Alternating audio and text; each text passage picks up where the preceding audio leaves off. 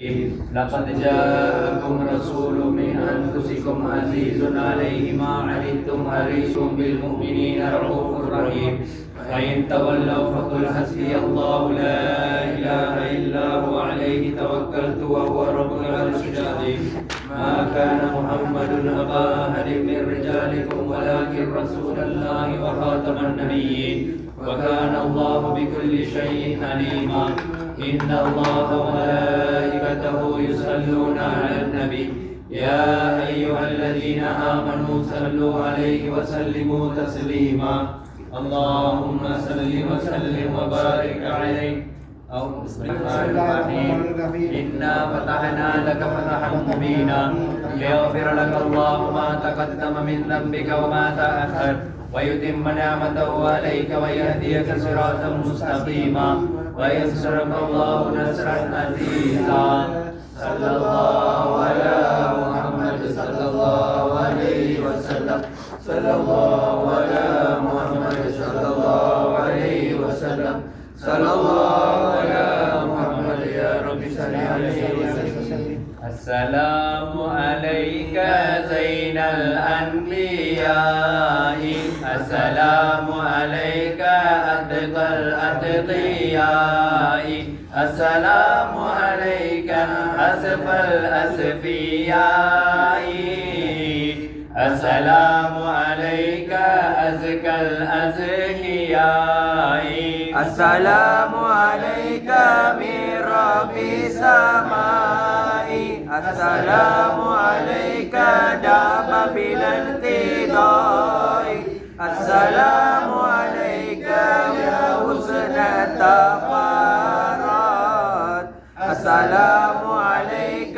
يا كهفا ومرصاد السلام عليك أحمد يا محمد السلام عليك طه يا ممجد السلام عليك أحمد يا حبيبي السلام عليك طه يا طبيبي السلام عليك يا مسكن بطيبي السلام عليك يا عون الغريب السلام عليك يا ماهي ذنوبي السلام عليك يا جال الكروب السلام عليك يا هادي الهداة السلام عليك يا ظهر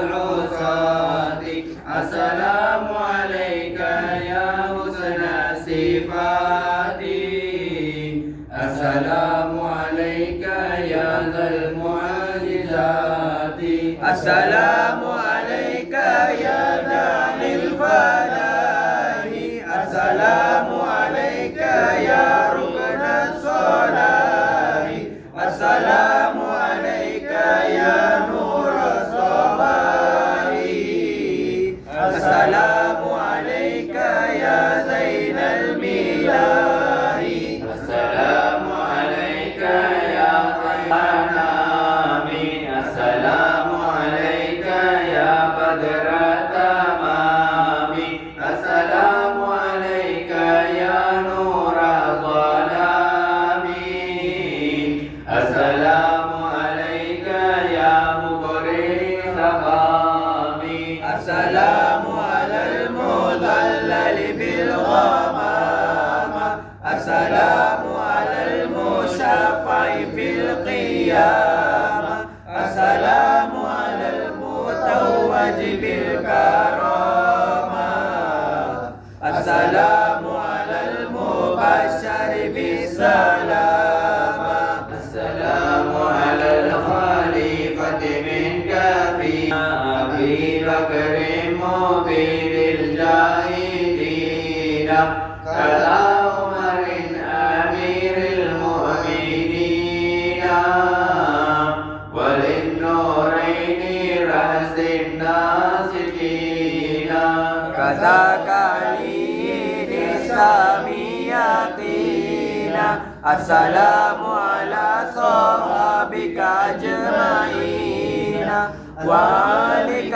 كلهم والتابعين وتابعهم وتابع تابعين. صلى الله على محمد صلى الله عليه وسلم. صلى الله على محمد صلى الله عليه وسلم. صلى الله على محمد يا رب صل عليه وسلم.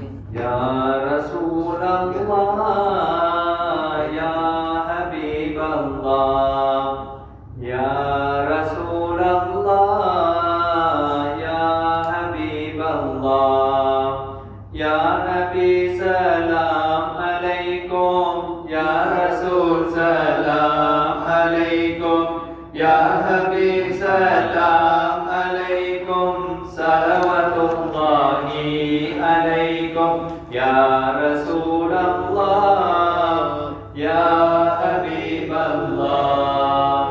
أشرق البدر علينا فالتفت منه البدور مثل حسنك ما رأينا قلت يا وجه السرور. أنت شمس أنت بدر أنت نور فوق نور أنت يسير وغالي أنت مصباح الصدور. يا حبيبي يا محمد يا عروس الخافقين يا مؤيد يا ممجد يا إمام القبلتين. ما رأى وجهك يسعى يا كريم الوالدين حظك صافي المبارك بدنا يوم النشور. أنت غافر الخطايا والذنوب الموبقات أنت ستر المساوي ومقيل الأسرات. يا ولي الحسنات يا رفيع الدرجات كفر عني ذنوبي واعف لي عن سيئاتي. عليم سر وأخفى مستجيب الدعوات ربي ارحمنا جميعا بجميع الصالحات. لا إله إلا الله لا إله إلا الله لا إله إلا الله محمد رسول الله. صلى الله على محمد صلى الله عليه وسلم. صلى الله على محمد صلى الله عليه وسلم. صلى الله على محمد يا ربي صل وسلم. صلاة سلام هما سرمدا على المصطفى ما يلوم النهار الكون قد ضاء لنا واستنار بمولد الهادي وطاب القرار. لما بدا لها منار الهدى لله ما أبهج ذاك المنار. يا نعمة قد أمنا بشرها في ليلة ضاءت كضوء النهار. جماله لما بدا طالعا أشرقت الأنوار بين الديار. نادى منادي ثاني لما أتى يا طالب الفوز البدار البدار. مذ جاء سر الهوى في ذاتي وزخرف الباطل واللوسار من هيبة المولد كسرى غدا كثير قلب في ذهول وهاب أنشأت للمولد إيوان وأقل من دهشة الأمر طاب ونوره أخمد نارا طوت للفرس ساروا ما لهم ضونا وخرت الأصنام من أجله كبارها ذلوا بقهر الصغار وكم له من معجزات نمت واشتهرت في الكون أي اشتهار صلى عليه الله رب العلا ما جن ليل وأضاء النهار صلى الله عليه وسلم صلى الله على محمد صلى الله عليه وسلم صلى الله على محمد يا رب صل عليه وسلم صلوا على خير العباد المصطفى كنز الرشاد شافعنا يوم المعاد لتبلغوا نيل المراد من رحمة الله الودود أبدانا نور الوجود وأمنا بشر الشهود والفوز في طيب المهاد جمال نور المصطفى وفى بالوفاء وعيشنا منه صفا باللطف من حسن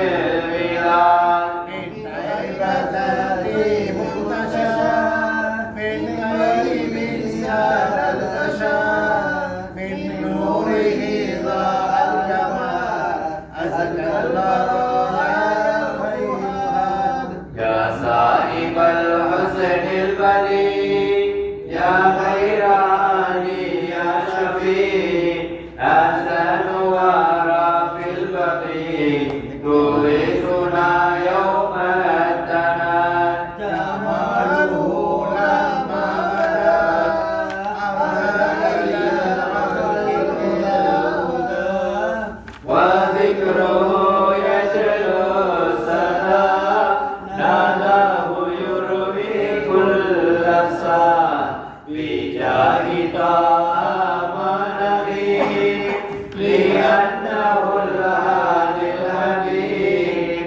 نرجو رضا الله الكريم وما مضى ألا يعد يا من تمادى واجترى تقوى ترك وارجو الكرام ولذ بمن حل الهرم ونور أما البلاد ما زال نور محمد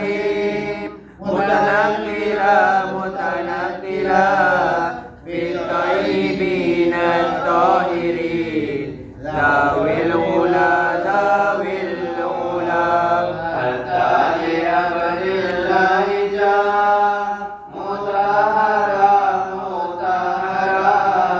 وبوجهه آمنة بدا متهللا ولا محمد صلى الله عليه وسلم صلى الله على محمد صلى الله عليه وسلم صلى الله على محمد يا رب صل عليه وسلم صلوا بنا بالإمام على شفيع الأنام حبيبي محيي العظام عليه أزكى سلامي الله صلى عليه ثم اصطفاه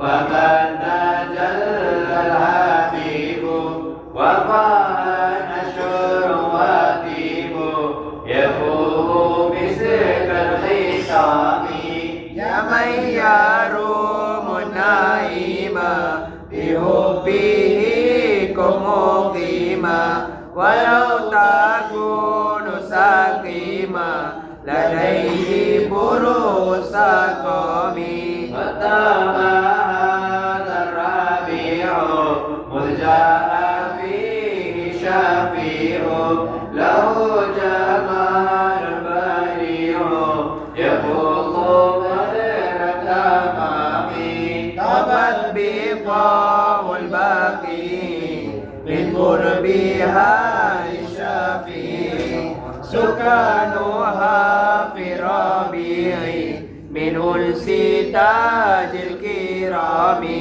هذا البشير النذير هذا السراج المنير إن به نستجير في دفع كل انتقام هذا الذي خرق إلى السماوات حقا وهرم الله صدقا بوحي خير الكلام هذا النبي الكريم له مقام عظيم بكم رؤوف رحيم أنتم به في الإنعام به يتيم الزمان وفيه ماء الأمان وجاره لا يهان بعزة واحترام وجميل صفات وغاية المكرمات له جزيل الهبات منها نعيم الدوام به تابع الجمال ومنه تم الكمال وبنى فينا الهلال به وحكم الحرام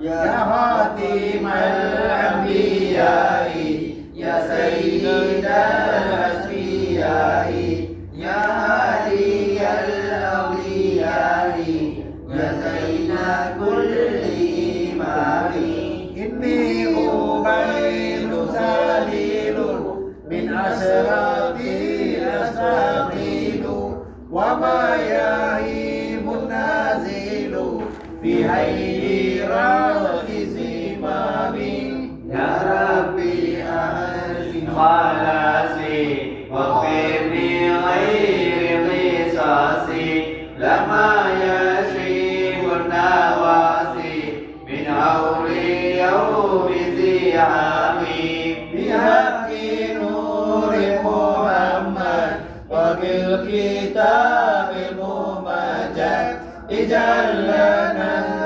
المرتهما يوم الغروب الإبراهيم بمن أتى بالكتاب ومن هدى لصواب تدري بشرب شرابي يحيا به كل ضامي صلى الإله السلام على الذي ذا إمام رسل عليهم سلام والآل أهل الإمام صلى الله على محمد صلى الله عليه وسلم صلى الله على محمد صلى الله عليه وسلم صلى الله على محمد يا رب صل عليه وسلم يا مصطفى يا مرتضى يا سندي يا سيدي يا شافعي خذ بيدي أزكى صلاة وسلام سرمدي عليك من رب العباد السمد بسطتك فما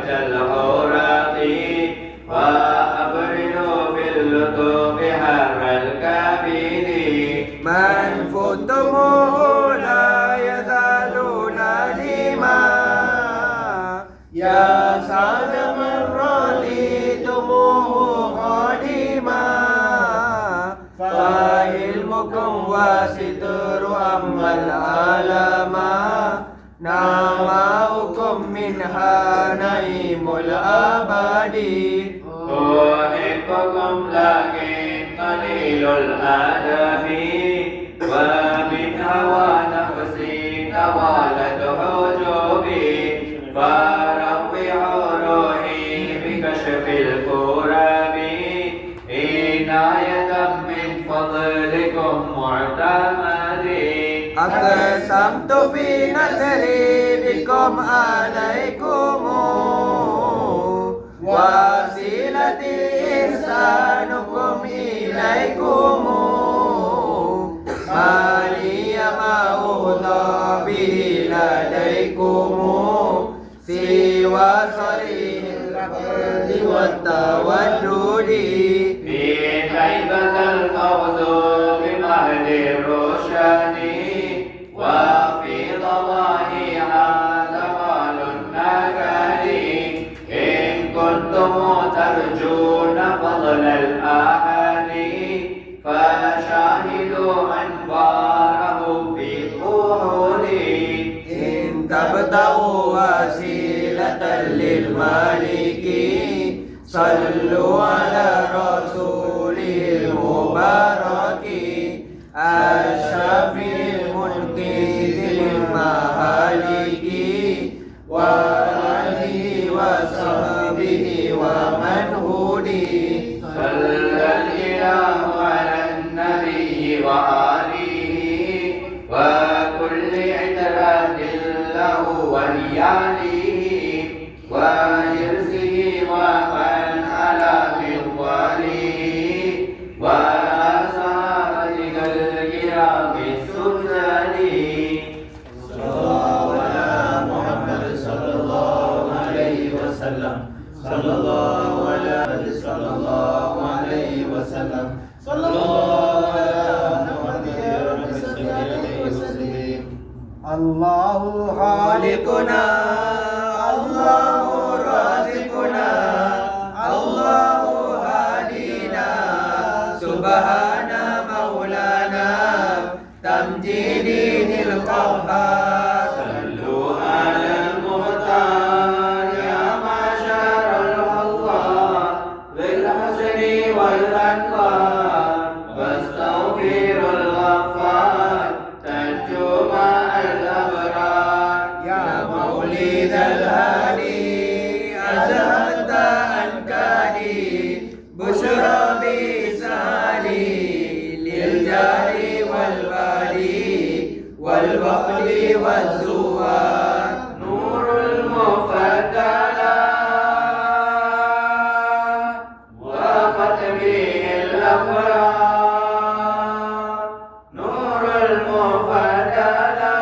المفضلات وافت به الأفراد تابت به الأرواح بالسعد والرفلات من رحمة ستار هذا حبيب الله هذا رسول الله هذا عليم الجاه من خصه مولاه برفعة المقدار يا هادي الأكياس يا مالي الأكياس قد جئت بالإخلاص إلى شافي الناس من فوق أمر الناس ضاقت بي الأسباب فجئت هذا الباب أقبل العتاب أبغي رضا الأحباب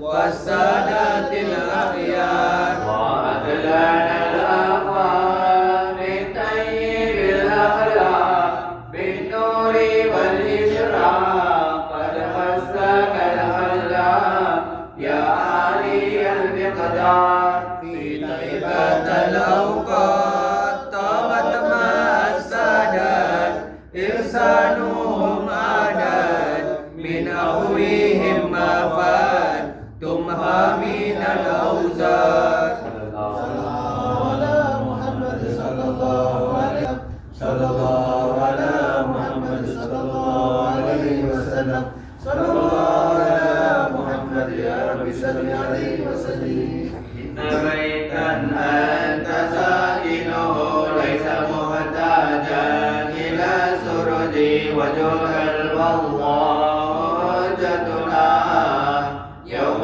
يأتي الناس بالحجج ومريدا أنت عائده قد أتاه الله بالفرج فزمن قد كنت بغيته وسما في أرفع درجي ونادى في الهاب موجته سميعا في الروح والمهدي يا كريما جد راته فكفيت البحر واللجج أنت منجينا من الغرق من لهيب النار والأجج ذنبنا ما هي يمنعنا من ظروف الذنب والأجج حبكم في قلبنا مهما من رعين الذنب والهرج سبكم والله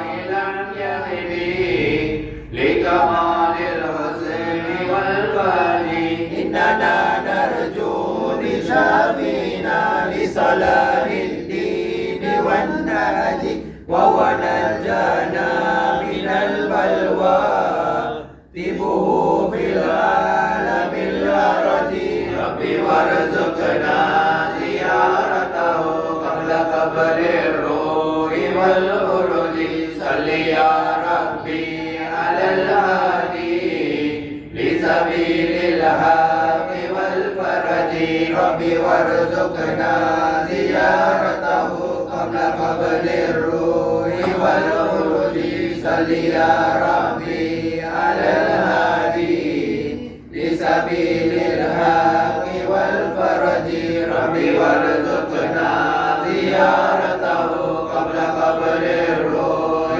والخروج صل يا ربي على الهادي لسبيل الحق والفرج يا ربنا يا ربنا يا ربنا يا رب صل على النبي محمد كل السرور بلا بشهر المولد شهر بلا فيه جمال محمد في ليلة منه أضاء الورى نور المؤيد بالقهار الأول وضعته آمنة ولم يشعر بها أحد ليخفى عن عيون الحسد وأتت ملائكة السماء تزور وتنال من رؤيا وأشرفت تسد جاءوا ببريد وتشرير السعاد جرعاته من لؤلؤ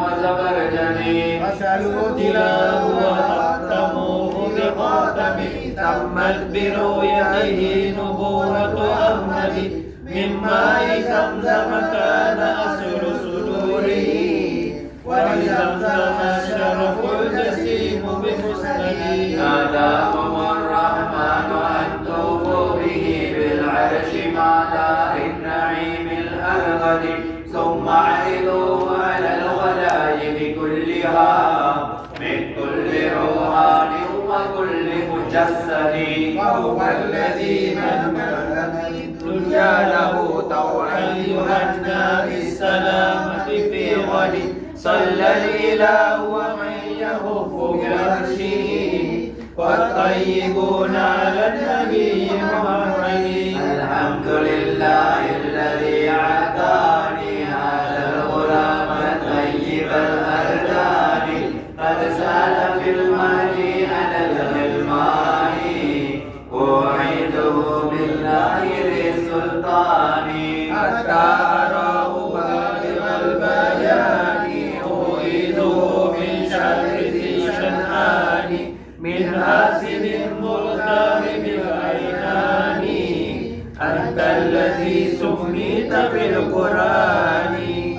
أهل مكتوبا على الجنان صلى عليك الله في الأحيان أحمده في سر والإعلان حقا على الإسلام والإيمان صلى عليك خالق الجنان ما دام الرحمن الرحمن صلى الله على محمد صلى الله عليه وسلم صلى الله على محمد صلى الله عليه وسلم صلى الله على محمد يا رب صل عليه وسلم أهدي الصلاة مع السلام سرمدي للمصطفى الهادي الشفيع محمد أحيا ربيع القلب شهر المولد كل الأنام بذكر مولد أحمد جاءت لمولده الشريف مشايخ وخوارق العادات ليلة مولده شرف الزمان وأهله بوجوده شرفا يروه على الزمان ويعتدي وفاق ليل الجهل قد هجب الهدى فبدا الصباح بنوره المتوقد فهدى ضلال الحائرين بنوره حتى استبان عياد من لم يهتدي أبدى لنا سبل الرشاد ولم يدع منها سبيلا فهو أكرم مرشد فمد فينا بذر علم زاهرين أزبى الذين البرد سهر المورد آياته والمعجزات كثيرة شهدت بصحتها عقول الرسل البدر شق بأمره والشمس غربت له ردت بغير تردد والغرس والأشجار قد سجدت له وعليه قد سلمنا بعد تشهد ومن اليسير سقاك أم جيشه حتى اختفوا ويسيره لم ينفدي وسرى وقد أسرى به سبحانه يقظان منتفعا آل الفرقد وعلى الأفلاك والأملاك فيه مشراه يسهل ثم ما لم تشهدي وله مدى أنفاسه مع ربه ما شئت من قرب ولذة مشاهد وله الوسيلة والفضيلة والمنى ومقامه المحمود يوم المولد أوصافه ما ينتهي تعدادها فالمدح يقصر عن بلوغ المقصد يا سيد السادات جعلك قاصدا أرجو حماك فلا تخيب مقصدي ما لي سواه بي لديك وسيلة فضل علي بفضل جودك أسعدي إني نذيرك والنذير لديك يا خير الأنام بكل خير يغتدي وعليك منا كل وقت دائما أزكى الصلاة مع السلام السرمدي وعلى صحابتك الكرام جميعهم والتابعين لهم بخير فاجعلي قد حل بي ما قد علمت من الأذى واللذ والذوق الشديد فعشيدي اشفع لربك أن يوافيني وأن لا يشمت الأعداء بي يا سيدي يا ربي يا الله هذا المصطفى شافيه في وآخي سمعي وردعي هذا سماع وليد مولده انتهى والحمد لله المعين المسعد بركاته نرجو بها في هذه الدنيا المصالح والشفاعة في غد يا ربنا أسر سرائرنا وسيرتنا بأسرار النبي محمد يا رب وارحمنا ووافقنا واجد والطف والهمنا الرشاد وسدد وصفاح ومن بالجمع شمل واغفران لمحمد ولمحمد ولمحمد الحمد لله رب العالمين. اللهم صل على سيدنا نبينا مولانا محمد وعلى آل سيدنا نبينا مولانا محمد وبارك وسلم عليه. اللهم صل وسلم على رسولك سيدنا محمد عالم العالمين وأشرف المرسلين وخزان كنز الوجود ومفتاح خزائن الجود وقبلة الواجد والموجود وصاحب لواء الحمد ومقام محمود أمام بروج الملكوت وطواف حضرة الجبروت مدرس مسجد اللاهوت ومحبوب ملك الحي الذي لا إله إلا هو. وصل على جميع الأنبياء والمرسلين وعلى كل منهم وصحبهم أجمعين وسلم عليهم تسليما كثيرا كثيرا والحمد لله رب العالمين. صلى الله على محمد صلى الله عليه وسلم. صلى الله على محمد صلى الله عليه وسلم. صلى الله على محمد يا رب صل عليه وسلم. مولاي صل وسلم دائما أبدا على حبيبك ممدوحا بقربانك وبالنبي على الإنسان مفترضون وحب أصحابه نور ببرهان.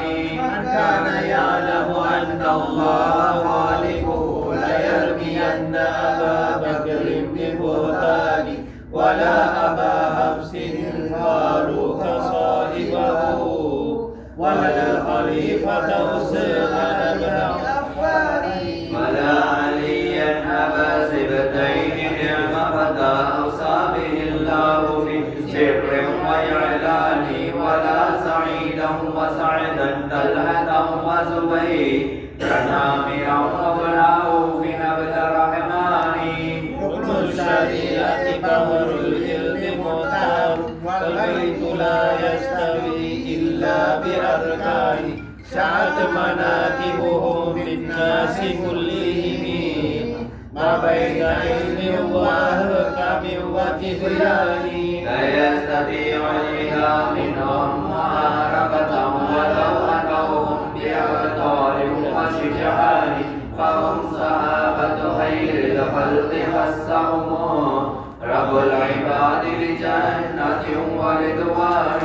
ومن أحبهم قد نال منزلة عند الإله وجازاه بإحسان عليهم من سلام الله أطيبه مناهت الملك في أوراق أغصاني. يا سيدي يا رسول الله خذ بيدي فلي سواك ولا ألوي إلى أهلي فأنت نور الهدى في كل كائنة وأنت سر الندى يا خير معتمد وأنت حقا غياث الخلق أجمعين وأنت هادي الورى لله ذي السدد يا من يقوم مقام الأمر منفردا للواحد الفرد لا يولد ولم يلد.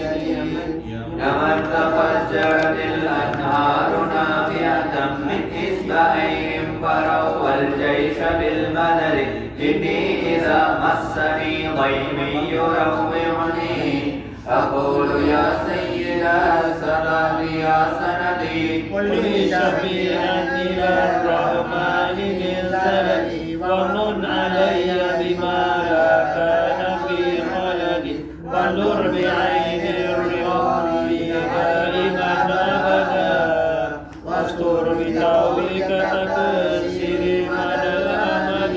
واعطف علي بعفو منك يشملني فإنني عنك يا مولاي لم أعد إني توسلت بالمختار أشرف من رب السماوات سير الواحد الأحد.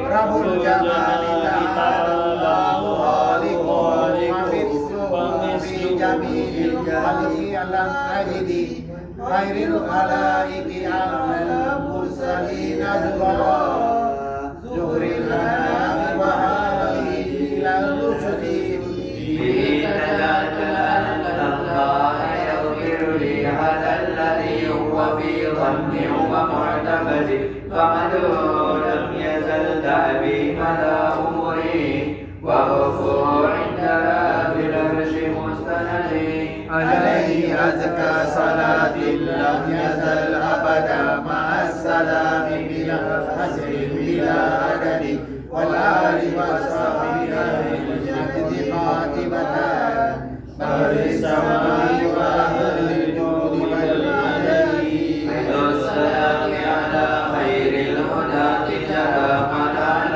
البرق من آفات نجماه ثم الصلاة على خير البرية من أتى إليه بوحي الله جبريل. السلام عليكم ورحمة الله وبركاته. எல்லா புகழும் அல்லாஹ் ஒருவனுக்கே உரித்தாகமாக. அவரின் சாந்தியும் சமாதானமும் எம்பெருமானார் ரசூலுல்லாஹி கரீம் ஸல்லல்லாஹு அலைஹி வஸல்லம் அவர்கள் மீதும், அன்னாரின் குடும்பத்தார்கள், அன்னாரின் தோழர்கள், நல்லோர்கள், நாதார்கள், சுஹதாக்கள், சாலிஹீன்கள், குறிப்பாக இந்த மஜ்லிஸில் அமர்ந்திருக்கக்கூடிய நம்மவர்கள் மீதும் அல்லாஹ்வுடைய சாந்தியும் சமாதானமும் என்றென்றும் நிலவட்டுமாக. பெருமதிப்பிற்கும் மரியாதைக்கும் உரித்தான தாய்மார்களே, சகோதர சகோதரிகளே, அல்லாஹ்வின் நல்லடியார்களே, அல்லாஹ்வுடைய மிகப்பெரிய கிருபையினால் வருடம் நமது மதரசாவில் ரசூல் ஸல்லல்லாஹு அலைஹி வஸல்லம் அவர்கள் பிறந்த புனித மாதமான இந்த ரபியுல் அவ்வல் மாதத்தில் நாம் அவர்கள் மீது புகழ் மாலை பாடி நாம் நம்முடைய தேவைகளை அல்லாஹ்விடத்தில் கேட்டுக்கொண்டிருக்கின்றோம். அதன் அடிப்படையில் இந்த வருடமும் நாம் வழக்கம் போல 11 நாட்கள் மௌலித் ஓதி முடித்திருக்கின்றோம். இன்ஷா அல்லாஹ் நாளைய தினம் நாம் நமது மதரசாவில் நிகழ்ச்சியை நாயகத்தினுடைய அந்த பிறப்பு சம்பந்தமாக அவருடைய வரலாற்று நிகழ்ச்சியை நாம் இன்ஷா அல்லாஹ் நாளைக்கு நம்ம கருத்து பரிமாற்றம் செய்ய இருக்கோம். இப்போ நாளைக்கு அவங்க உஸ்தாத் பேசப்போற தலைப்பு வந்து சுன்னத்தை பேணுவோம் அப்படின்ற தலைப்பை பேசுறாங்க இன்ஷா அல்லாஹ். இப்போ நம்ம மௌலித் ஓதுறதுனால இதை நான் ஆரம்பத்தில் சொல்லியிருக்கேன், நேரம் இல்லாததுனால நான் ஆரம்பத்தில் வெறும் ஓதிட்டு வந்தோம். ஏன்னா அந்த குறிப்பிட்ட இடத்துல முடிக்கணும் அப்படிங்கிறதுனால. அப்போ இன்னைக்கு முடிக்கலையா இன்னைக்கு நான் சொன்னாரு, அதனால இந்த விஷயத்தை மட்டும் சொல்லிடுறேன். மௌலிதில் வந்துட்டு பெரும்பாலும் இப்போ எல்லார் கையிலையுமே ஹேண்ட்ஃபோன் இருக்குது. அதில் வந்து பெரும்பாலும் இந்த மௌலித் மாதம் வந்துருச்சு அப்படின்னாலே இருக்கிற என்னென்ன முகநூல்கள் இருக்குதோ எல்லாத்தையுமே சொல்றது போதாதீங்க, ரசூலுல்லாஹ்வுடைய காலத்தில் செய்யலை, அவங்க காலத்தில் செய்யாத உடனே நீங்கள் செய்யறீங்க அப்படின்னு சொல்லிட்டு ஒரே அந்த குழப்பம் தான் ஓடிக்கிட்டு இருக்கு. அப்போ இதில் என்ன ஒரு வார்த்தை வருது அப்படின்னு அவங்க எல்லாருமே சொல்லக்கூடிய ஒரு வார்த்தை வந்து கடுமையான ஒரு வார்த்தைகள் வருது, இதில் வந்து ஷிர்க் வைக்கக்கூடிய வார்த்தைகள் வருது அப்படின்னு சொல்லிட்டு எல்லாத்தையும் சொல்கிறாங்க. அதை எதை பற்றி அவங்க சொல்கிறாங்க அப்படிங்கிறது தெரியல. இந்த பொதுவாகவே வந்து நாயகத்தின் மேலே கவிதை எழுதக்கூடிய அந்த கவிஞர்கள் வந்து தன்னையே மெய் மறந்து எழுதக்கூடிய ஒரு வார்த்தை தான். உதாரணத்துக்கு நான் விளங்குறதுக்காண்டி சொல்கிறேன். நாயகம் சொன்னாங்க, உங்கள் தாயினுடைய பாதனையில் சொர்க்கம் இருக்கு அப்படின்னு சொன்னாங்க. அப்போ அதுக்கான உருவக்கூடாதா? ரசூலுல்லாஹி சொல்லிட்டாங்க, உங்கள் அம்மாவுடைய காதலியில் சொர்க்கம் இருக்குது, பார்த்துக்கங்க அப்படின்னு சொன்னாங்க. அப்படின்னா என்ன அர்த்தம்? அவங்களுக்கு மனம் நோகாமல் நடங்கன்னு அர்த்தம். அவங்க மனம் கொடுத்துட்டாங்கன்னாக்க நம்முடைய வாழ்க்கை சொர்க்க வாழ்க்கையை போல ஒரு சொர்க்கத்தில் ஒருத்தன் எப்படி நிம்மதியோடு இருப்பாரோ அந்த மாதிரி இருப்பாங்கன்னு அர்த்தம். அதுக்காக நாயகம் அப்படி சொல்லிட்டாங்க, தொழுக தேவையில்லை அப்படின்னா தப்பான கண்ணோட்டத்தில் வழங்கக்கூடாது. இவங்க பார்க்கறது எல்லாமே தவறான கண்ணோட்டத்தில் பார்க்குறாங்க. பொதுவாகவே வந்து நம்ம எல்லாரும் படிச்சிருக்கோம். நீங்கள் இங்கிலீஷில் வந்துட்டு கிராமர் இருக்குது. அந்த கிராமரில் வந்து past tense, present tense, past perfect tense, இந்த மாதிரி ஃபியூச்சர் டென்ஸ் நிறைய வரும். டென்ஸு இந்த டென்ஸுன்னு வச்சு ஆரம்பித்தாலே பெரும்பாலும் ஸ்டூடெண்ட்ஸுக்கு விளங்காது. இது ஒரு சப்ஜெக்டாக வச்சு நம்ம கஷ்டப்படுறாங்க. அந்த டென்ஸ் தான் இங்கேயும் வந்து விளங்கணும். பொதுவாக வந்துட்டு கல்யாணம் முடிச்சுட்டு ஒரு மனைவியை பார்த்து புது பொண்ணா இருக்கும்போது ஒரு ஆண் சொல்லக்கூடிய வார்த்தை, உன் முகத்தை பார்க்கல பூரண சந்திரன் மாதிரி தெரியுது, லைட் ஆஃப் பண்ணி விட வேண்டியதானே? அதான் சந்திரன் மாதிரி தானே இருக்குது மோனம், அப்ப லைட் ஆஃப் பண்ணிட வேண்டியதானே? நிலா யார் மூலியமா வருது? அல்லாஹ் கொண்டு வரணும். அப்ப இது இருக்காது இல்ல. அப்ப அந்த மாதிரி தான் இங்க கவிஞர் நாயகத்தை பார்த்து சொல்றாங்க. நம்ம அந்த உபதேச அந்த பைத்து படிக்கிறோம் இல்லையா, கடைசிக்கு முந்தின பைத்து, அதுல வந்து 22வது அடியில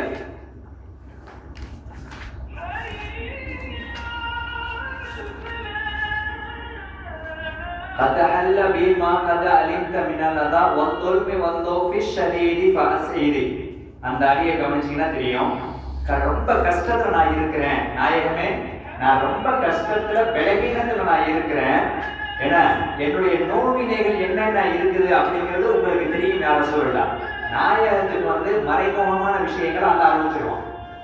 நான் அது சம்பந்தமா தொட்டோம்னாக்க நிறைய போகணும். உதாரணத்துக்கு ஒரே ஒரு விஷயம் சொல்லிட்டு நான் விஷயத்துக்குள்ள வரேன். நாயகம் ஒன்னா குதுவா பண்ணிக்கிட்டு இருந்தாங்க. குதுவா பண்ணிக்கிட்டு இருக்கும்போது சொன்னாங்க, இந்த சஹாபி இந்த இடத்துல அடிபட போறாரு, இந்த சஹாபி இந்த இடத்துல இறந்து போய் இருக்கிறாங்க, அங்க போர் நடந்துகிட்டு இருக்கு இங்கன்னு சொல்லிக்கிட்டே இருந்தாங்க. அதே மாதிரி சில சஹாபாக்கள் வந்து சொன்னாங்க, நீங்க போறீங்க திரும்பி வரமாட்டீங்க அப்படின்னா. அப்ப இதெல்லாம் மறைமுகமான விஷயத்தை அல்லாஹ் அறிவிச்சு கொடுத்தான். இந்த இடத்துல அல்லாஹ் அவங்க சொல்லி காமிக்கிறாங்க, கத அல்ல பீமா கத அலித்த மினல் அதா வல்துல்மி வல்துஃபி ஷதீதி ஃபஸ்ஹிதி. யார் சொல்லலாம், நான் வாழ்க்கை முழுவதும் ஏதோ ஒரு ரீதியில கஷ்டப்பட்டுட்டு இருக்கிறேன், நான் மனசார வேதனைப்படுறேன், என்னுடைய கஷ்டம் என்ன, என்னுடைய நோவினை என்ன அப்படிங்கிறது உங்களுக்கு தெரியும். யார சொல்லலாம், நீங்க என்ன செய்றீங்க தெரியுமா, என்னை அப்படியே விட்டுறாதீங்க, என் கையை பிடிச்சி தூக்குங்க மேல, நான் உங்களுடைய அந்த ஆதரவை நான் ஆதரவு வைக்கிறேன், உங்களுடைய உதவியை நான் ஆதரவு வைக்கிறேன். அப்ப இந்த மாதிரி ஒரு வார்த்தைகள் அல்லாஹ்விடம் தானே கேட்கணும். நீங்க நாயகத்தை எப்படி கேட்டீங்க அப்படின்னாக்க, இப்ப அதுக்கு ஒரு உதாரணத்தை நான் சொல்லணும். என்ன சொல்லணும், இப்ப மாட்டுவண்டியில போனாலும் கேஎல் போய் சேரலாம், நடந்து போனாலும் கேஎல் போய் சேரலாம், டைம் டிஃபரெண்ட் வரும். அதே மாதிரி காடி, வித்தியாசமான காடி எடுத்துக்கிறோம், விலை குறைவா உள்ள காடி, அதுல போனா 7 மணி நேரம் ஆகும். இப்போ ஒருத்தர் சொல்றாரு, நான் விலை கூட உள்ள காடியில வந்ததுனாலதான் நான் 5 மணி நேரத்துல சேர்ந்தேன், நான் இடிஎஸ்ல வந்ததுனாலதான் 4 மணி நேரத்துல சேர்ந்தேன். இந்த இடத்துல அல்லாஹ் நாடினால்தான் நான் சேர்ந்தேன்னு சொல்லணும். இடிஎஸ் அவரோட போய் சேர்ந்துச்சு, அப்ப இது ஷிர்க் தானே. மேலோட்டமா பார்த்தா இது ஷிர்க்கா தான் தெரியும். இது மக்கள் புழக்க பாஷையில உள்ளது. இதை பூரா சும்மா எடுத்துக்கிறதான ஷிர்க்கு நீ செய்யறது பூரா ஷிர்க்கு அப்படின்னு சொல்லிட்டு இருக்கிறாங்க. அதே மாதிரி அவங்களுடைய கொள்கைகளை பார்த்தோம்னாக்க, எதையுமே செய்யாத எதை அவங்க செய்ய இதுவரையும் ஒரு வீடியோ ஒரு ரெக்கார்ட் அவங்க போட்டிருக்காங்களா இல்ல. இந்த வஹாபி இவங்க சொல்றது பூரா அதை நம்மளுக்கு எடுத்துக்கிட்டு என்ன சொல்லணும்னா, அந்த வீடியோல அப்படி போடுறாங்களே, செய்யக்கூடாதுன்னு சொல்றாங்களே, அப்ப செய்யன்னு ஏதாச்சும் ஒண்ணு காமிக்கணும்ல. சரி, இந்த மௌலிது எழுதின இந்த கவிஞர் தப்பு பண்ணிட்டாரு, பூசரி இமாம் தப்பு பண்ணிட்டாங்க, குருதா எழுதின பூசரி இமாம் தப்பு பண்ணிட்டாங்க.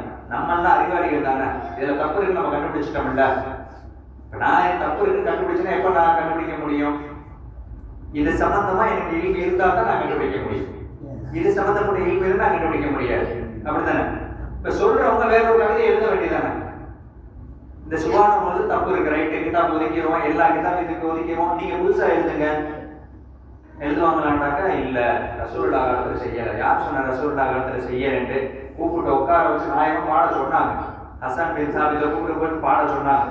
கவிதைகள் நிறைய படிச்சுக்கிட்டே போகும்போது பல நேரங்கள் நாயகம் கொஞ்சம் சவுண்டா குறைக்கின்றன. கவிதையை நிப்பாட்டுங்கன்னு சொல்லல, புகழ்றதை நிப்பாட்டுங்கன்னு சொல்லல, உங்களுடைய சத்தத்தை கொஞ்சம் குறைச்சுக்கங்க அப்படின்னு ஒரு வார்த்தை சொல்லி காமிச்சாங்க. சரி, அடுத்து இந்த மூணு அடுத்து என்ன சொல்றாங்க, 20வது அடி, அதே பைக்கு 20வது அடியில ஃபஅலைக மின்னா குல்ல வகதின் தாயிமா. யார் சொல்லலாம், எந்த நேரமும் நான் உங்களுக்கு குறிப்பிட்ட நேரங்கள் மட்டும் தான் சலவாத்து சொல்லிக்கிட்டு இருக்கிறேன். நான் சலவாத்து சொல்றது குறிப்பிட்ட நேரங்கள் மட்டும் தான் உங்களுக்கு எத்தி வைக்கப்படும். இன்னாருடைய மகன் இன்னாரு உங்களுக்கு சலவாத்து சொன்னாரு. யாரும் சொல்லலாம், இந்த ஊர்ல இருந்து இந்த சொல்லியிருக்காங்க, அப்பப்ப சொல்ல எத்தி போயிட்டு இருக்காங்க. வெள்ளிக்கிழமை பிரத்யேகமா மாதம் ஜும்மான் சிறப்புக்குரிய இரவு, அந்த நைட் நாயகமே சொன்னாங்க, எனக்கு நேரடியாக எத்தி வைக்கப்படுது அப்படின்னா. இந்த கவிஞர் என்ன சொல்றாரு, அலைக மின்னா உள்ள வகதின் தாயிமா.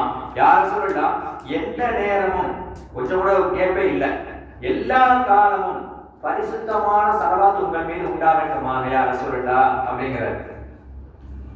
சும்மா 1-2 பைத்துல மேலோட்டமா உள்ள கவிதை கருத்தை கொண்டு வந்துட்டு அது விளங்காத மக்கள்கிட்ட போயிட்டு சொல்லிக்கிட்டு அதை விளங்காத அந்த இளைஞர்கள் என்ன செய்யறதுனால பெருசா எடுக்கிறது. இந்த மாதிரிலாம் எடுத்துக்கிட்டு நாயகன் மேல கோல்மாலையே படிக்காதீங்க அப்படின்னு சொல்லி வர்றது. இப்ப நம்ம ஒவ்வொரு பைத்தியக்கிட்ட செலவாத்து சொல்றோம், சொல்றோமா? ஒவ்வொரு பைத்தியக்கிட்ட ஏறத்தாழ 3 தடவை செலவாத்து சொல்றோம். ஏறத்தாழ 11-12 பைத்தியக்கிட்ட இருக்கு. 12 × 3 36 தடவை செலவாத்து சொல்லியிருக்கோம். ஒரு செலவாத்துக்கு நம்ம மேல நல்லா 10 தடவை செலவாத்து சொல்றோம். சும்மா இருக்கும்போது யாராவது செலவாத்து சொல்லுவோமா? வீட்டுல உட்காந்துட்டு நாங்க வீட்டுல 36 தடவை செலவாத்து சொல்றோம், யாராவது சொல்றாங்க? தனிப்பட்ட முறையை பார்த்து செய்யும், அது வேற விஷயம். இன்னைக்கு உள்ள இளைஞர்கள் செய்யறாங்களா? போன் தான் செலவாக்கு. இந்த வெள்ளிக்கிழமை ஆயிடுச்சுனாக்க இன்று வெள்ளிக்கிழமை அதிகமாக ஸலவாத் ஓதுங்கள். அந்த அந்த மெசேஜ் குரூப்ல வரும். ஓதுறாங்களா இல்லையான்னு அல்லாஹ்வுக்கு அவங்களுக்குள்ள விளையாடு. அப்ப இந்த ஸலவாத் சம்பந்தப்பட்ட விஷயங்கள் நம்ம எப்ப ஓதுவோம்னா இந்த மாதிரி கூட்டா சேர்ந்து ஓத போகும்போது, நாயகத்தின் மேல ஸலவாத் ஓத போகும்போது நம்ம ஓதுறோம். கடைசி பைத், யா சய்யிதி யா ரசூலல்லாஹ் குது பி யதி, யா சய்யிதி யா ரசூலல்லாஹ், எங்களுடைய தலைவரே, எங்களுடைய நாயகமே, நான் நஷ்டவாளியா நிக்கிறேன், என் கையை பிடிங்க. குது பி யதி மாலி சிவாக வலா இலா அஹதி, உங்களை தவிர்த்து எங்களுக்கு வேற யாருமே இல்லை.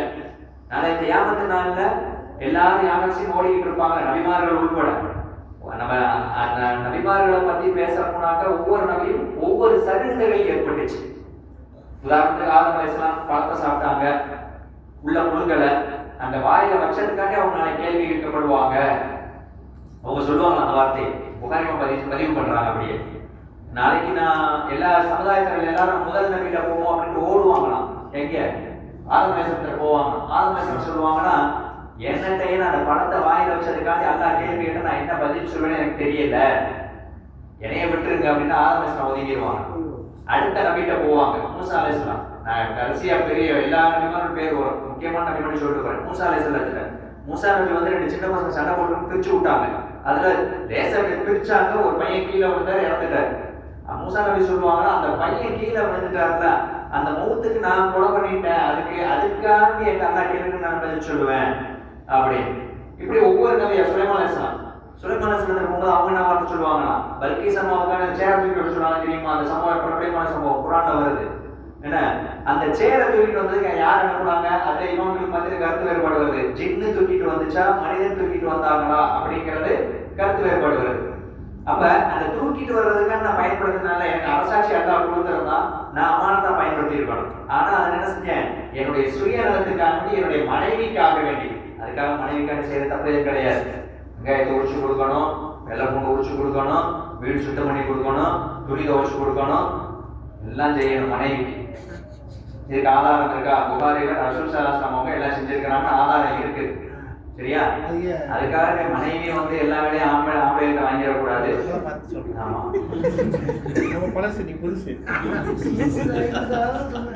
அப்ப இங்க வந்து கடைசியா எல்லாரும் சேர்ந்து சொல்லக்கூடிய ஒரே வார்த்தை, எல்லாரும் சேர்ந்து ரசூல் ஸல்லல்லாஹு அலைஹி வஸல்லம் கிட்ட போவோம்.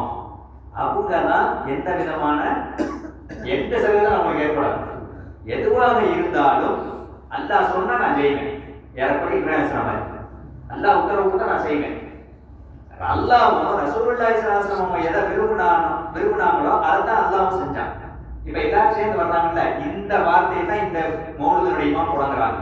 யா சய்யிதி யா ரசூலல்லாஹி குது பி யதி, நான் நஷ்டவாளியா நிக்கிறேன், என் கையை பிடிங்க. மாலி சிவாக வலா இலா மாலி சிவாக வலா அல்வி இலா அஹதி, உங்களை விட்டா எனக்கு வேற யாருமே இல்லை. நான் சுருக்கமான கருத்தை முடிச்சுக்கிறேன். உங்களை விட்டா எனக்கு யாரும் கிடையாது, நீங்க தான் என் கையை பிடிச்சி தூக்கணும். யார சொல்லலாம், என்னைய பிடிச்சி தூக்குங்க. இது எப்படி அல்லாட்டல கேட்கணும்? கையை பிடிச்சி கூடாதப்பே, நான் ரொம்ப நஷ்டவாளியா போயிட்டு, நீ தாண்டா என் கையை பிடிச்சிக்கணும். யார்கிட்ட கேட்கணும்? அல்லாஹ் தானே கேட்கணும். இவர் ரசூலாட்ட கேட்க சொல்றாங்க, அப்ப ஷிர்க் தானே. மேலாட்டமா பார்த்தா ஷிர்க் தான்.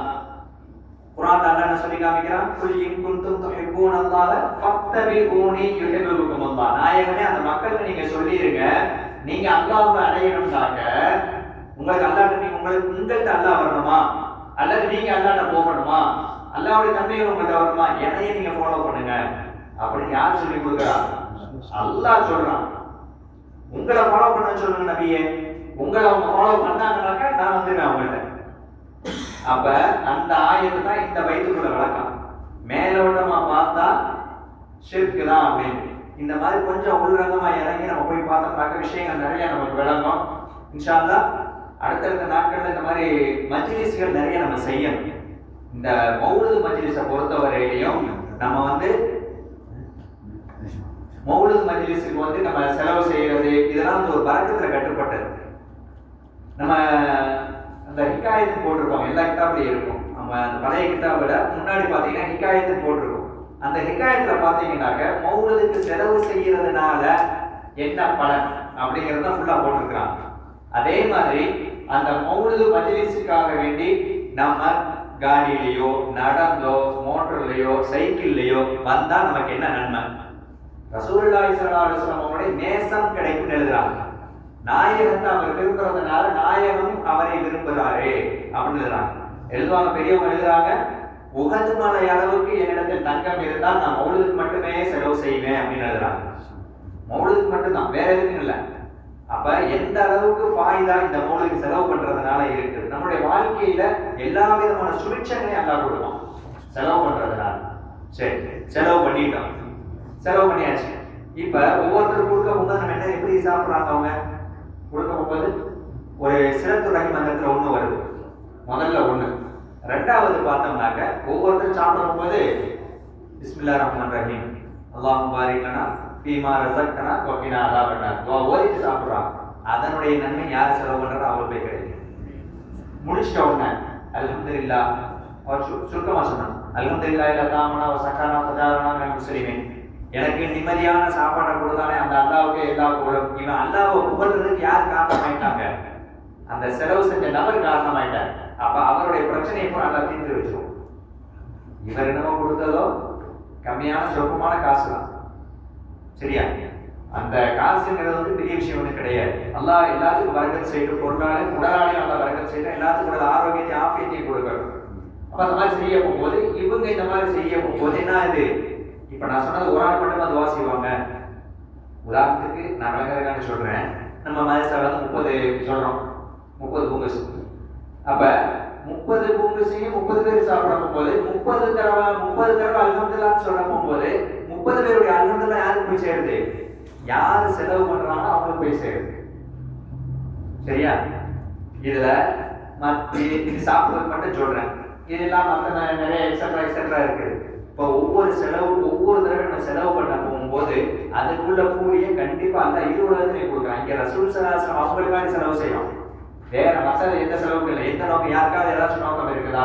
நான் இதுக்காண்டி செலவு பண்றேன், நான் காசு கொடுத்தாங்க என் பேர் பெருசா போடுவாங்க அப்படின்னு எல்லாருடைய இஹ்லாஸான எண்ணம். ரசூல் ஸல்லல்லாஹு அலைஹி வஸல்லம் ஓதுவோம், அதுக்காண்டி நம்ம கொடுக்குறோம். ரசூலுல்லாஹ்வுடைய பேர்ல மௌலிது ஓதுறாங்க, அதனால நம்ம கொடுக்குறோம். ரசூலுல்லாஹ்வை புகழ்ந்து படிக்கிறாங்க, அதனால நம்ம கொடுக்குறோம். அந்த எண்ணம் தான் எல்லாத்துக்கும். அப்ப ரசூலுல்லாஹி ஸல்லல்லாஹு அலைஹி வஸல்லம் அவங்க எப்ப நம்ம முன் நிறுத்தி நம்ம செய்ய போறோமோ அல்லாஹ் நம்மட்ட வருவான். குல் இன் குன்தும் துஹிப்பூனல்லாஹ், நீங்க நாயகத்தை நேசிங்க, நான் உங்கள்கிட்ட வந்துடுறேங்க. அப்ப அல்லாஹ் எப்ப வந்துட்டானோ பிரச்சனைகள் நீங்கிடுது, நம்முடைய பிரச்சனைகள் எல்லாம் போயிடும். இதுதான் விஷயம். இப்ப மௌலிது சம்பந்தப்பட்ட விஷயங்கள் நீங்க வருஷம் மட்டும் தான் அந்த வீடியோ வரும். இப்ப இந்த வருஷம் இந்த முடிஞ்சிச்சா, இதோட அந்த வீடியோ வராது. இனி அடுத்த வருஷம் தான் வரும். அடுத்த வருஷம் முதல்ல இருந்து ஆரம்பிப்பாங்க. மறுபடியும் நம்மளும் என்ன செய்வோம், முதல்ல இருந்து நம்மளும் சொல்லுவோம், அவங்களும் சொல்ல நம்மளும் சொல்லி, இப்படியெல்லாம் போய்கிட்டு இருக்கு. விஷயம் இதுதான், சரியா? இந்த மஜ்லிஸ்கள் நடத்துறதுனால அடுத்த ரெண்டாவது இந்த மஜ்லிஸ்கள் பற்றி படிக்கிறதுனால ரஹ்மத்துடைய மலக்குமார்கள் உள்ள வர்றாங்க. ஒவ்வொரு நாளும் ரஹ்மத்துடைய மலக்குமார்கள் காலையில 2 பேர், மகரிப் நேரத்துல 2 பேர். அது நம்ம தோல் பிள்ளைய மலக்குமார்கள் மாறுறாங்க. அது இல்லாம இந்த ரஹ்மத்துன்னு அந்த ரிஸ்க்கு கொடுக்கக்கூடிய மலக்குமார்கள் எக்ஸ்ட்ரா வர்றாங்க. சுபுடைய தொழுகையை யாரெல்லாம் தொழுதுட்டு தூங்காம இருக்கிறாங்களோ அவங்க என்ன செய்யறாங்க, ரிஸ்க்கு அள்ளி கொண்டு வந்து அவருடைய மடியில போடுறாங்க. தூங்காம இருக்கணும், சுபு தொழுகைக்கு தூங்கக்கூடாது. அதான் சட்டம் போடுவாங்கல்ல, பெரியவங்க சட்டம் போடுவாங்க, சுபுக்கு அப்புறம் தூங்காத, தர்த்தினியம் முசீபத்து வரும். முசீபத்துல என்ன சாப்பாடு, ரிஸ்க்கு வந்து தடைப்படும். யார் தூங்கினாலும் அவங்களுக்கு வரமாட்டாங்க, மலக்குமார் என்ன செஞ்சுவாங்க, போயிடுவாங்க. எல்லாம் வழிபோடு பாதுகாப்பு. அதே மாதிரி மகரிபுக்கு அப்புறம் மகரிபுடைய வக்திலையும் இறங்குறாங்க. மகரிபுடைய நேரம் கனிமத்தான நேரம் எழுதுறாங்க. அந்த மகரிபுடைய நேரத்திலையும் யார் நம்ம தொழுதுட்டு இந்த மாதிரி இபாதத்துகள் செய்யறோமோ, அது மௌலிது ஓதுறதா இருக்கட்டும், குர்ஆன் ஷரீஃப் ஓதுறதா இருக்கட்டும், தொழுகையா இருக்கட்டும், எதுவாக இருந்தாலும் அந்த நேரத்தில் உள்ள வர்றது. அவங்க அந்த ரஹ்மத்துடைய மலக்குமார்கள் எப்ப எந்த வீட்டுல ரஹ்மத்துடைய மலக்குமார்கள் உள்ள வந்துட்டாங்களோ ஆட்டோமேட்டிக்கா எதுவுமே இருக்காது, எந்த பிரச்சனையும் வராது, கஷ்டங்கள் இருக்காது. அந்த ரஹ்மத்துடைய மலக்குமார்கள் வரும்போது கூட அல்லாஹ் சேர்ந்து உள்ள வரணும்.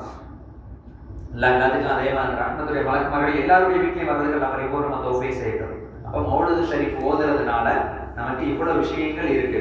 நம்ம என்னன்னு சொல்றதா இருந்தா நிறைய சொல்லிக்கிட்டே முக்கியமான பயிற்சி மட்டும் தான் எடுத்து நம்ம சொன்னோம்.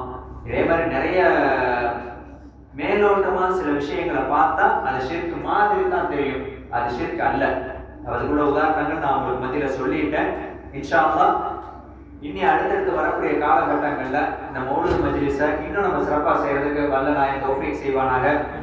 குறிப்பா இதை வந்துட்டு நம்ம உஸ்தாதுடைய ஒரு நசீகத் என்ன அப்படின்னாக்க, மாசத்துல ஒரு தடவையாவது நம்ம வீட்டுல ஓதிடும். அதுக்காக மஜ்லிஸ் செஞ்சுதான் ஓதணும் அப்படிங்கிறதா இல்லை. நம்ம வீட்டுல உள்ள பிள்ளைங்களை எல்லாத்தையும் உட்கார வச்சு என்ன செய்யலாம், ஓதலாம். நம்ம வெளியே இருந்து ஆண்களை கூப்பிடணும் அப்படின்லாம் இல்லை, எல்லாரும் உட்காருங்க, மனைவி மக்கள் எல்லாருமே அந்த ஒரு நாள் அந்த ஒரு மணி நேரம் உட்காருங்க. நம்மளால எப்படி ஓத முடியுது ஓதுறது. எங்க உஸ்தாது வந்துட்டு டெய்லி ஓதுறாங்க, இன்னைக்கு வரையும் ஓதிக்கிட்டு இருக்கிறாங்க. மகரீபுக்கு அப்புறம் புர்தா ஷெரீஃப் ஒரு நாளைக்கும் மௌலிது ஷெரீஃப் ஒரு நாளைக்கும் ஓதுறாங்க, இன்னைக்கு வரையும் ஓதுறாங்க. அவங்களுக்கு ஏறத்தாழ 7 வருஷம் குழந்தை இல்லை. அவங்க ஒரு குழந்தை தத்தெடுத்தாங்க. அதுக்கு பிற்பாடு அல்ஹம்துலில்லாஹ் அல்லாஹ்வுடைய ஒரே மிகப்பெரிய கிருபையினால 7 குழந்தைங்க, 7மே ஆம்பளை குழந்தை, ஒரு பொம்பளை பிள்ளை கூட இல்லை. மாஷா அல்லாஹ் சொல்லக்கூடாது, பொம்பளை பிள்ளை இருக்கிற வீடு ரஹ்மத்துடைய வீடு.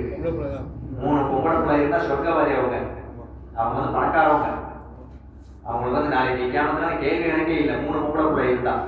இது நியாயம் அப்படி சொன்னாங்க. 3 முத்தான 3 பெண்கள் பொம்பளை பிள்ளை யார் வீட்டுல இருக்கோ அவங்க சொர்க்கவாதி அப்படின்னாங்க. ஒரு சகாபி வச்சு கேட்டாங்க, என் வீட்டுல 2 பொம்பளை பிள்ளை தான் இருக்கிட்டாங்க, நீங்களும் சொர்க்கவாதி அப்படின்னாங்க. இன்னொருத்தங்க வந்து கேட்டாங்க, என் வீட்டுல ஒரு பொம்பளை பிள்ளை தான் இருக்கு, பொம்பளை பிள்ளை இருந்தாலே சொர்க்கவாதி. சரியா? அப்ப அந்த மாதிரி அப்ப அவ்வளவு வரக்கத்து இருக்குன்னு சொல்ல வரேன். குழந்தை இல்லாதவங்களுக்கு கூட அல்லாஹ் குழந்தைய கொடுத்தான் அப்படிங்கிறது சொல்ல வரேன். இன்ஷா அல்லாஹ் போன காலங்கள்ல இருக்கும், வரக்கூடிய காலங்கள்ல பொம்பளை இருந்தாலும் சொர்க்கவாதி. 4 இருந்தாலும் சரி, 5 இருந்தாலும் சரி, 6 இருந்தாலும் 7 இருந்தாலும் சொர்க்கவாதி. இது அந்த பொண்ணு இல்லை. சிலருக்கு துவா ஓதுவோம். நாளைக்கு நம்ம மதரசால வந்து 6 மணிக்கு மௌலிது ஓதுவோம். இன்ஷா அல்லாஹ் பின்னாடி வந்து உஸ்தாத் மார்கள் வராங்க. 10 பேர் நம்ம கூப்பிட்டுருக்கோம். இப்போ வந்து உஸ்தாத் 2 உஸ்தாத் வருவாங்க. பின்னாடில இருந்து ஒரு 4 பேர் 6 பேர் வர்றாங்க. அப்புறம் நிபந்தபால் ஒரு 2 உஸ்தாத் இருக்காங்க. மொத்தம் 10 பேர். அப்ப எல்லாரும் சேர்ந்து இன்ஷா அல்லாஹ் 6 மணிக்கு நம்ம ஸ்டார்ட் பண்ணிடுறோம் மௌலிது. 6 மணிக்கு ஆரம்பிச்சு 6:45 அல்லது 7 மணிக்கு இன்ஷா அல்லாஹ் முடிச்சிருவோம். 7:20க்கு இப்போ வக்து வர்றதுனால 7ல இருந்து அந்த 7:20 மக்கள் ப்ரீகன் அந்த சாயா வடை சாப்பிட்றோம் டைம் ஒதுக்கிடுவோம். மகரீப் தொழுவை முடிச்ச உடனே ரைசுடைய மகனார் கிராத் ஓதுவார். அந்த நிகழ்ச்சியை ஆரம்பிச்சு வைக்கிறதுக்காக வேண்டி இன்ஷா அல்லாஹ். அதுக்கப்புறம் ரியானுடைய தங்கச்சி மகள் ரைரா தஸ்லீம் அவங்க வந்து அஸ்மால் ஹுஸ்னா ஆஃபர் பண்ணியிருக்கிறாங்க. இன்ஷா அல்லாஹ் அது படிப்பாங்க. அதுக்கப்புறம் நம்ம சாவலனுடைய மகனார் ஷபீக் ஷஹ்ருல் நபில போட்டிருந்தோம். அவர் ஒரு முக்கியமான வேலையை அவர் தலைநகர் போறாரு. அவருக்கு பதிலாக இவர் போட்டிருக்குது. இப்போ இவங்கெல்லாம் சேர்ந்து நஷீத் அரபு பாட்டு படிக்கிறாங்க. அதுக்கப்புறம் சிரமம் ஆரம்பிப்போம். இன்ஷா அல்லாஹ் எல்லாத்தையும் வந்து கலந்துக்கங்க.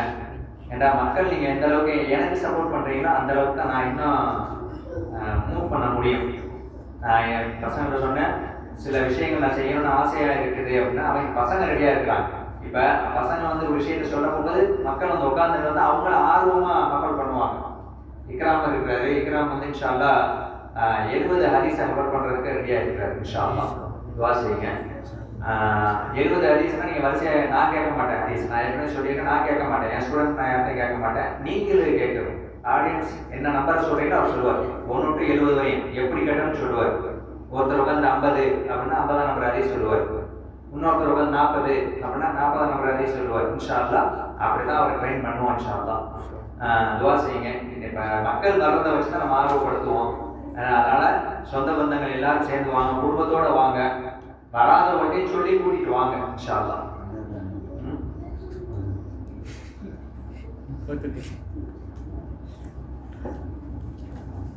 Alhamdulillah rabbil alamin. Allahumma salli ala sayyidina nabiyyina maulana Muhammadin wa ala ali sayyidina nabiyyina maulana Muhammadin wa barik wa sallim alayhi. Tamal Maulid Sharif Maulid Mustafa Rauf Munif sallallahu alayhi wa alihi wa sahbihi wa sallam. Ja'alna Allahu wa iyyakum mimman yastajibu shafa'ata wa yantaji bihi min Allahi rahmatuhu wa rahmatuhu. Walhamdulillahi rabbil alamin. Allahumma bi hurmati hadha an-nabiy al-karim wa alihi wa ashabihi salihin al-nahj al-qayyim ja'alna min khiyari ummatihi واذكرنا بدليل حرمته وحشرنا غدا في زمرته واستعمل ألسنتنا في مدحه ونصرته وأحيينا مستمسكين بطاعته وأمتنا على سنته وجماعته. اللهم ادخلنا معه الجنة فإنه أول من يدخلها وأنزلنا معه في قصورها فإنه أول من ينزلها وارحمنا به يوم يستشفي بالخلائق فترحمها. اللهم إنا قد حضرنا وقرأنا مولد النبي الكريم فحفظ علينا ببركات لباس عز والتكريم واسكننا بجوارك دار النعيم ونعيمنا بالجنة بالنعيم مقيم. اللهم إنا نسألك بجاه نبيك المصطفى وآله أهل الصدق والوفاء كلنا معينا ومسعفا وببعنا من الجنة غرفا وارزقنا بجاه عندك قبولا وعزا وشرفا.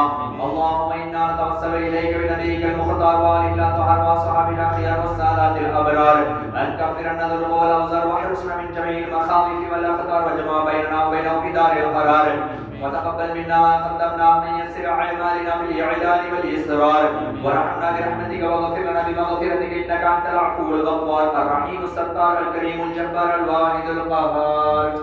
إلهي تمم النعمة علينا يا الله ووفقنا لشكرك ما بقينا يا الله أذقنا بالعفو والعوافي يا الله وهون كل مطلوب علينا يا الله فإنا لا نعول في مهم يا الله ألم بنا ولا ما قد لقينا يا الله على هاد ولا سبب ولكن يا الله إذا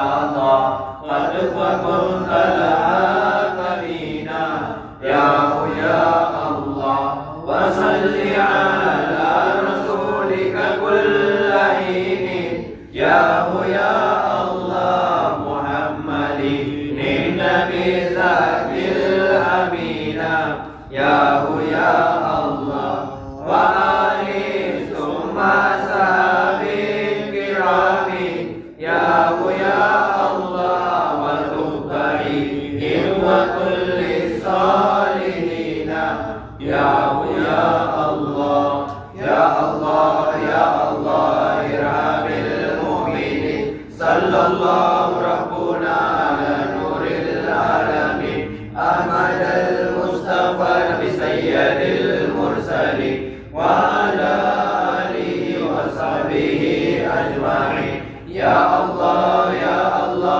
ارحم المؤمنين صلى الله ربنا على نور العالمين أحمد المصطفى نبي سيد المرسلين وعلى آله وصحبه أجمعين يا الله ارحم المؤمنين صلى الله ربنا على نور العالمين أحمد المصطفى نبي سيد المرسلين وعلى آله وصحبه أجمعين وسلم تسليما كثيرا والحمد لله رب